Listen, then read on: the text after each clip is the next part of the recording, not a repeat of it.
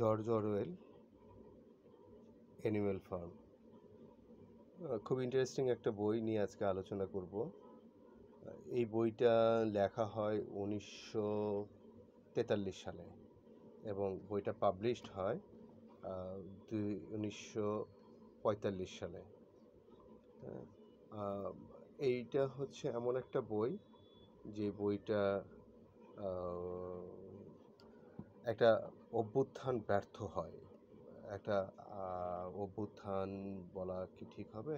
হ্যাঁ, একটা অভ্যুত্থান ব্যর্থ হয় এবং এই ব্যর্থতার পরে লেখক মনে কষ্ট নিয়ে এই বইটা লেখে।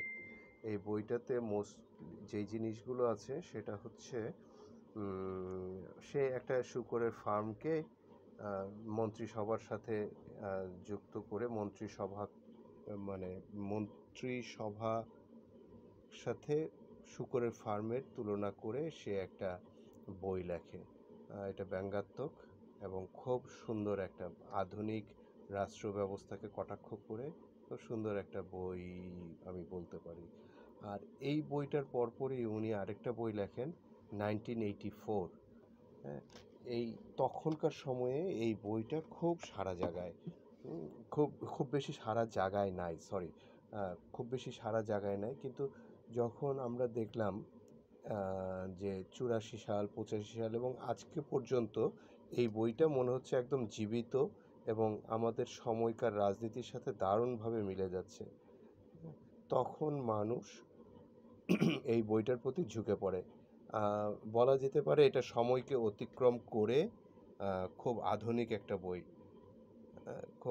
একটা বই এবং রাষ্ট্র নিয়ে, বিগ ব্রাদার নিয়ে, বড় ভাই এইসব নিয়ে খুব সুন্দর একটা বই।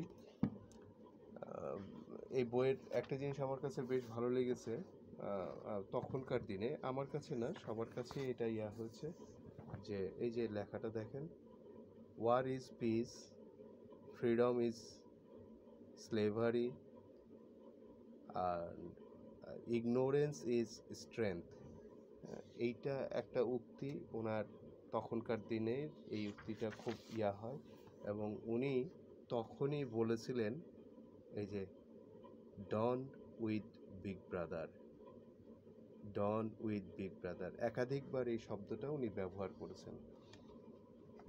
এই বইটা পড়লে এখনকার সময় রাজনীতি কিভাবে বড় ভাই দ্বারা পরিচালিত হয়, কিভাবে রাষ্ট্র ব্যবস্থাকে বা পলিটিক্যাল সিস্টেমটা কিভাবে আবর্তিত হচ্ছে সারা পৃথিবীতে। উনি 84 সালের 40 বছর আগেই এটা প্রিডিক্ট করেছিলেন এবং প্রিডিক্ট করে এটা লেখেন। আজকে দেখেন 84 সাল ক্রস করে আজকে 2025 সাল, তার মানে ওইদিকে 85 বছর আগে এই বই লেখা, কিন্তু আজকে পর্যন্ত এই বইটা জীবিত। 1984, জর্জ অরওয়েল। আর ওনার প্রথম বইটা কি ছিল? প্রথম বইটা ছিল অ্যানিম্যাল ফার্ম, পশুর খামারের সাথে মন্ত্রিসভাকে তুলনা করা। খুব ভালো একটা বই, খুব সুন্দর বই। একটা বই না, দুইটা বই, সুন্দর দুইটা বই। এই দুইটা বই আপনারা পড়বেন, সংগ্রহ করবেন। আসসালামু আলাইকুম।